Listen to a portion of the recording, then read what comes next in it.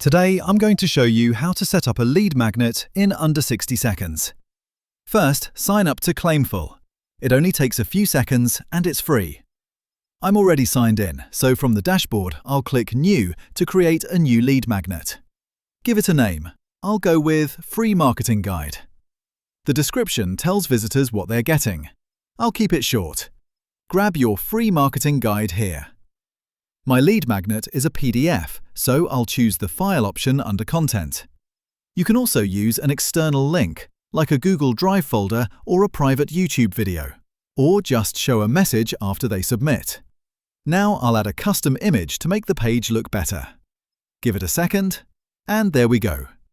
Next, I choose what information to collect.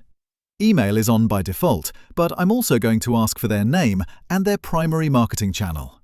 Here's why.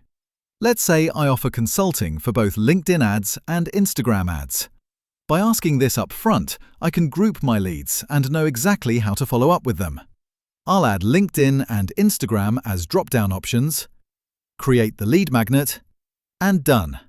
Now I've got a link I can share anywhere, website, social media, wherever.